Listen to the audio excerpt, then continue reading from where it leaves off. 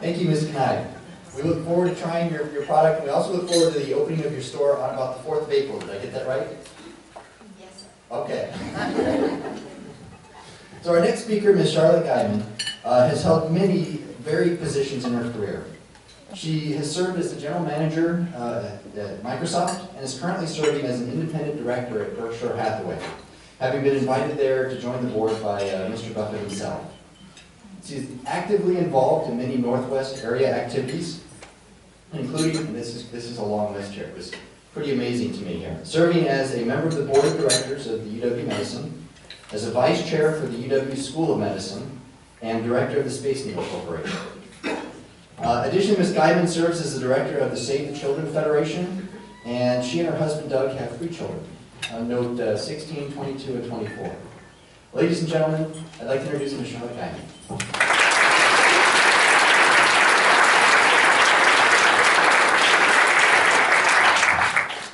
Thank you, Steve. It's really an honor to be here. How cool was Lauren Leader? So great. It's an honor to be with so many professionals, entrepreneurs, and what I'll be talking about today, which is intrapreneurs. So how do you become, and how you already are, entrepreneurial within a large organization. I really want to acknowledge and thank Mayor Lett for being here, and also Captain Lee. Thank you so much. Clearly your daughters are going to be leaders also with a kind of dad like that. So I just wanted to say it's fabulous to be here on the Naval Shipyard Base. I'm a Northwesterner, born and raised here.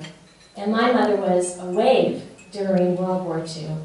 And my older brother's an academy man.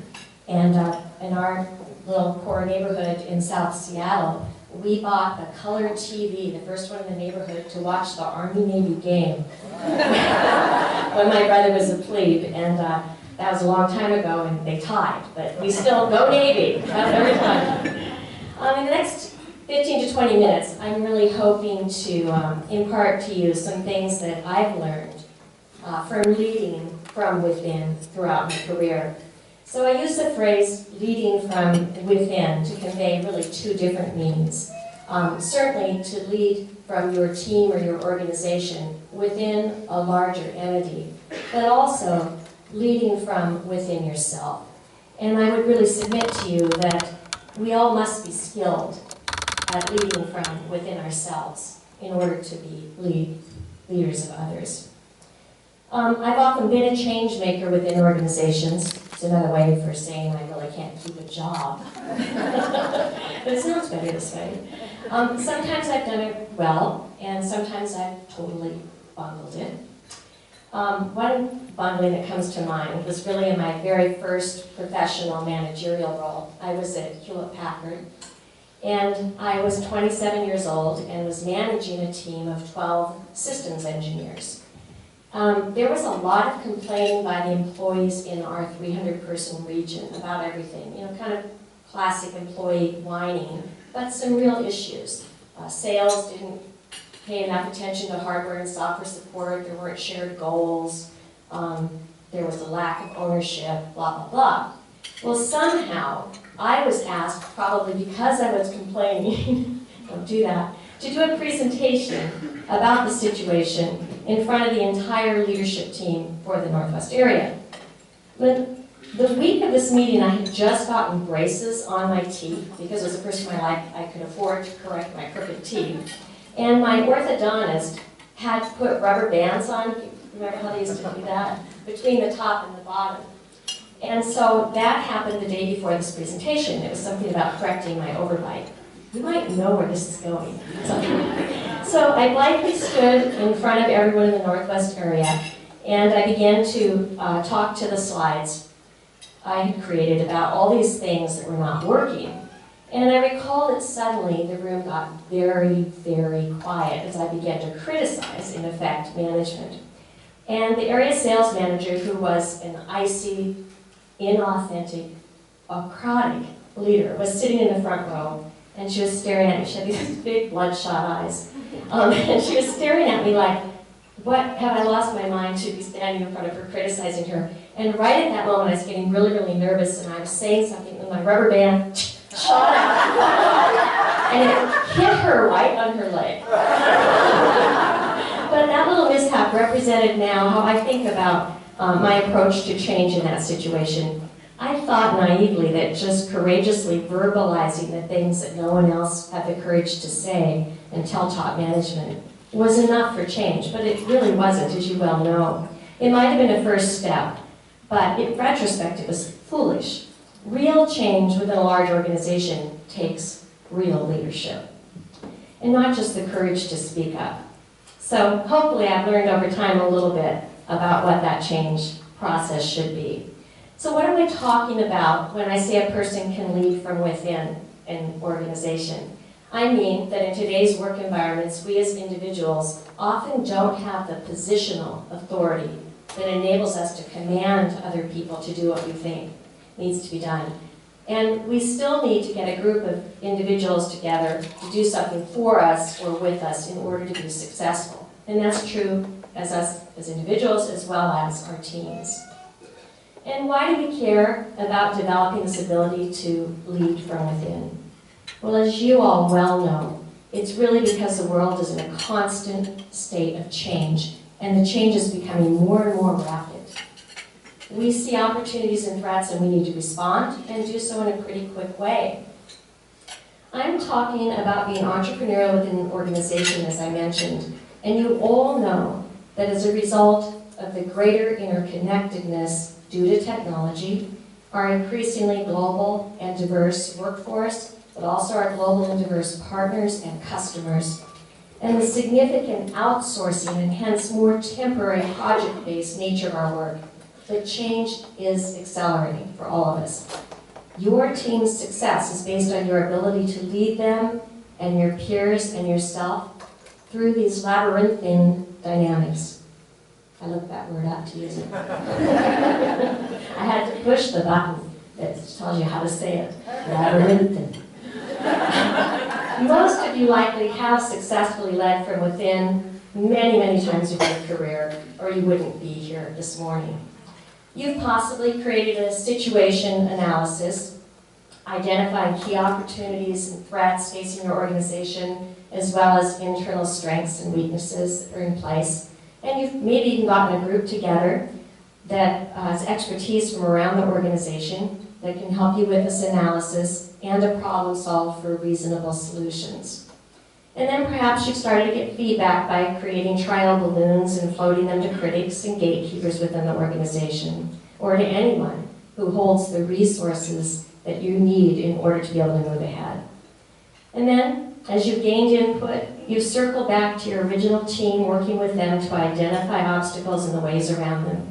And finally, you've put together a plan, gotten final buy-off, and been granted a budget and personnel to proceed with your plan. Sounds a lot like what Laura did, doesn't it? Maybe yes and maybe no. She presented herself as being sort of an accidental entrepreneur, but she's really doing the same process in an organic way, and I think we have a lot to learn from her as we lead within organizations. In the process of doing all this, because you're within an organization, you've had to manage your boss, convincing her that this effort will make her more successful and that it won't negatively impact your other assignments. And with any success, you've been sure to publicly recognize your peers and informal team members and to share the credit while taking personally any blame that may come along. No wonder we don't want to be an entrepreneur within an organization sometimes, but that is leadership from within. And over the years, I've learned, as I'm sure many of you have, that the most important part of leadership is vision. A leader within an organization must have a vision for change and for success that's congruent with the larger vision of the entire organization. That is one of the things, one of the many things, that I did wrong in that Hewlett-Packard presentation fiasco I mentioned earlier. I didn't have a vision that I had gotten buy-in from, and it didn't fit with the rest of the organization.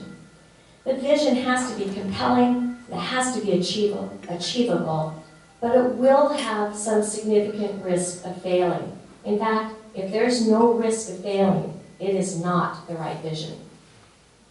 Your ability to communicate this vision is a critical success factor, as that's what will make your peers, subordinates, and upper management do what it takes in the end to ensure a successful outcome. Often, to lead within an organization, the vision will require a strategy or a set of strategies that actually changes the culture, either within your whole organization or within your smaller team. And as Harvard professor and author Peter Drucker famously said, culture eats strategy for breakfast. I'd like to share an example of a situation in which it was not enough just to develop a strategy for change, but where we actually had to change the culture of an organization in order to achieve our vision. In the early 1990s, I was asked to be the point junior executive for a potential partnership between Microsoft and DreamWorks SKG studio. They were just starting out, and Microsoft wanted to be part of the blockbuster movie content scene. Can you just see that? And in fact, I had already been down to Disney to try and convince them to partner with us, and they weren't interested. So I was unsuccessful. And then DreamWorks came to us and wanted to be able to make money from their intellectual property by having it appear in games. At the time, I was running a product group called Lifestyles. It included several products that were learning CD-ROMs with names such as Microsoft Dinosaurs, Microsoft Musical Instruments, and Microsoft Dogs. I can honestly say that some of our products were dogs. When David Geffen, Jeffrey Katzenberg, and Steven Spielberg came to Redmond to visit us and discuss how we might build a joint venture, which was ultimately called DreamWorks Interactive, it was really exciting to work with them to build this vision of what we could do together and the strategy of how to do it. But we soon realized that although Microsoft employees are skilled at building and shipping software, we really did not understand how to create artistically amazing products. We, as an employer, were not attractive to creative types, and when we did eventually convince them to come work for us, our culture dismissed their visual, audio, and overall design skills and their creative way of working. It was almost as if we had antibodies against those poor people. And so much of the contribution that we got from Katzenberg, Geffen, and Spielberg was what they do so well, which is getting emotion into products. But Microsoft was so left brain and naturally critical and analytical that we really lacked that creative passion. But as a result of our meetings, DreamWorks helped us craft a vision for a partnership. And in the process, I was able, in partnership with some of my peers, to articulate some of the things that Microsoft needed to do to become a more creative, friendly environment.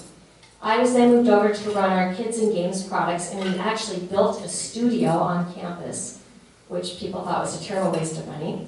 It's still there. Hired designers and partnered more closely with the creative game companies, and we began working with the Windows game team to conceive of a Microsoft gaming platform, and that later became Xbox.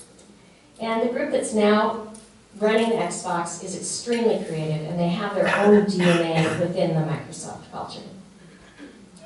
At the onset of my talk a few minutes ago, I posited that in order to lead from within an organization, really one has to learn to lead from within oneself. And that really gets to this issue of character that's one of your main themes today at this breakfast. As was noted by McKee, in November of 2003, I received a call from Warren Buffett. And I had the good fortune of knowing Mr. Buffett personally. My husband and I are investors in Berkshire Hathaway, and we had met him and his family earlier through some mutual friends. But in that phone call, Warren asked me if I would join Berkshire Hathaway board as a director. And all I could think was, am I hearing this right? Is this a dream? And I said, Warren, you could have anybody on this board. Why me? And he replied, Charlotte, what Berkshire Hathaway needs is a board who will keep the vision and the culture at Berkshire Hathaway intact long after Charlie Munger, his partner, and I are gone.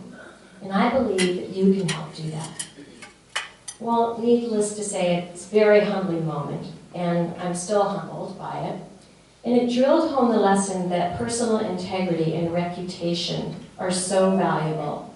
I realize that, as Warren says often and publicly, you can lose money, but you must never lose reputation for yourself or for your organization.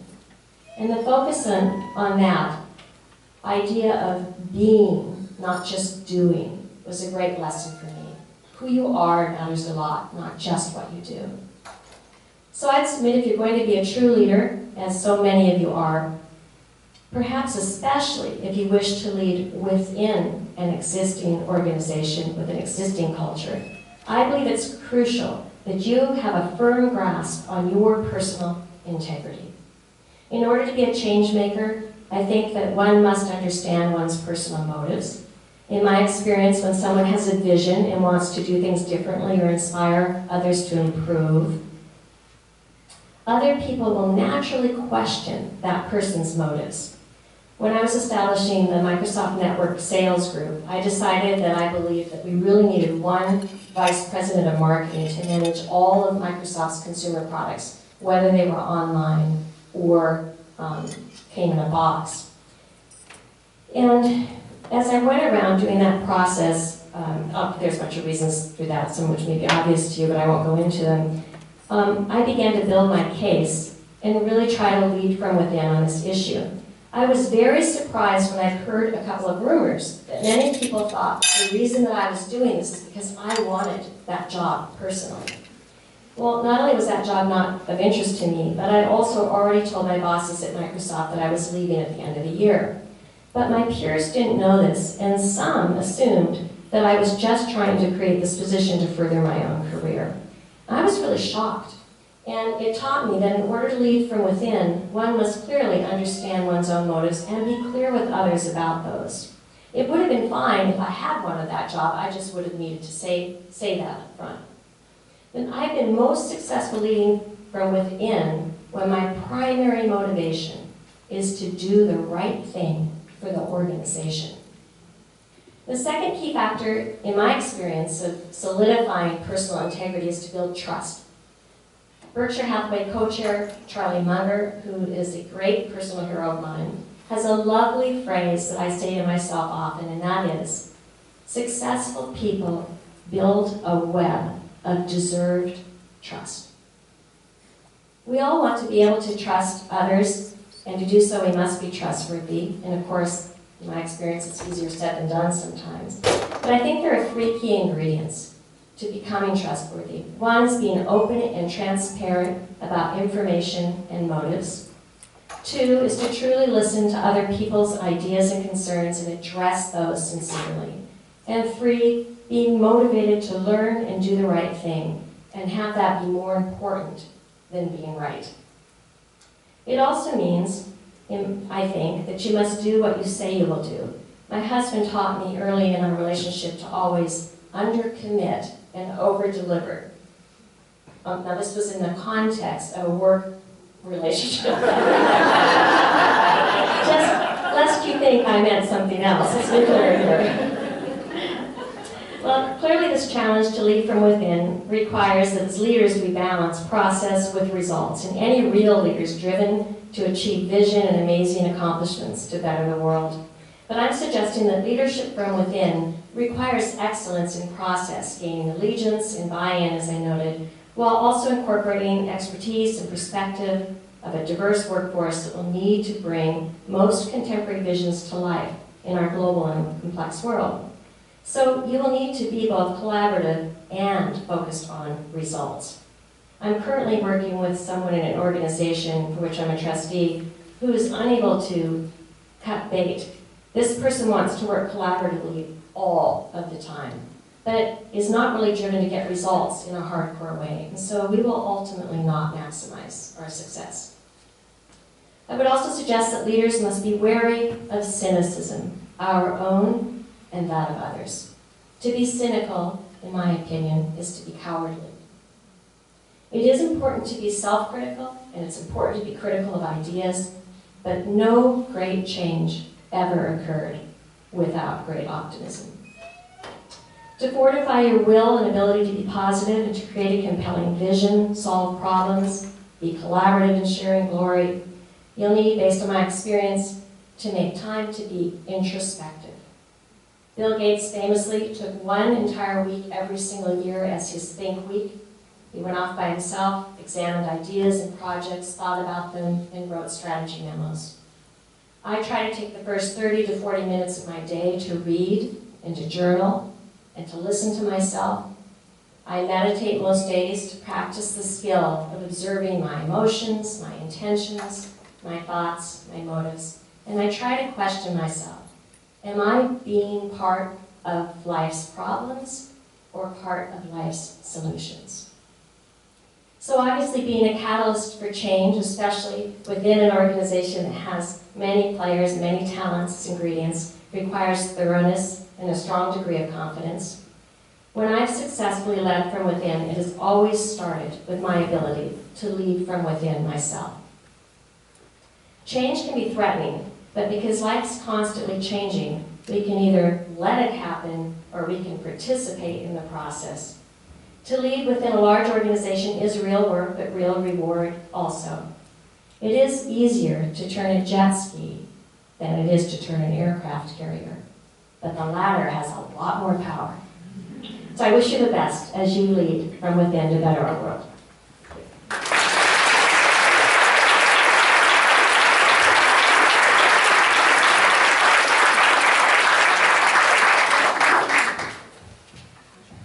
So I must confess, that was absolutely moving and caused me to think on a number of different levels, whether it be the acceleration of change, the discussion of culture, which I know as a command we're discussing from a principles perspective, from a future look at our workload and so forth. So many of the things we brought forth today were completely salient and appropriate for the day and age that we're in, so thank you. Thank you. What I'd like to do here finally is introduce Ms. Allison Westergard for some awards and some closing remarks.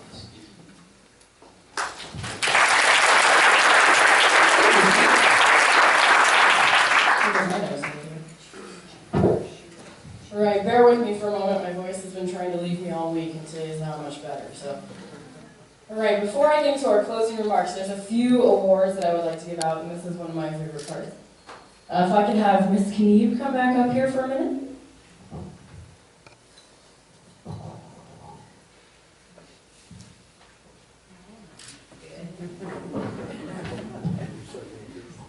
Very hard not to drop it.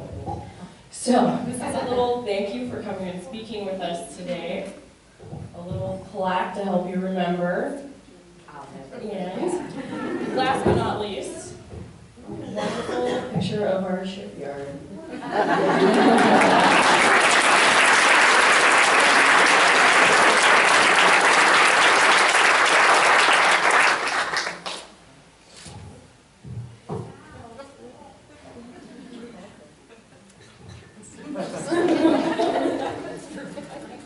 Ms. Guyman, I'm going to have you come back up here too. You get one too, Sean. I was accusing her of turning this into soap later.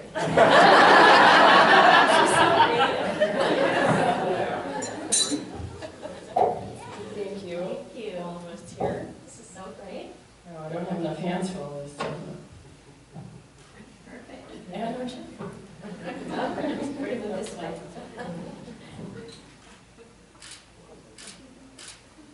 Thank you.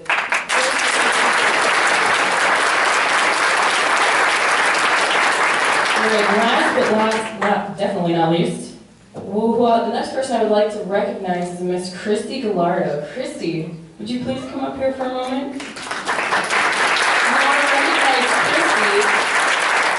Christy. Christy is our PWENG Member of the Year from last year. So Christy, along with her normal day job, also puts a lot of time and effort into editing our bulletin for us for PWENG. And also, she's one of our go-to people. You can thank Christy for getting those awesome plaques that you guys had. So thank you, Christy, for all the hard work you do for PWENG.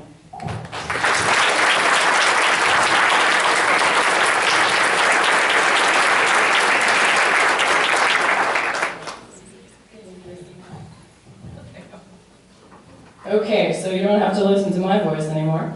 On behalf of the Professional Women's Employee Networking Group, I would like to thank you for joining us today. I'd also like to thank our many distinguished guests, especially Ms. Kniebe and Ms. Guyman, for coming up here and speaking with us today. You certainly gave us plenty to think about and a lot of lofty goals to seek. So this concludes our 2014 Women's History Month breakfast. Thank you for attending and please have a safe day.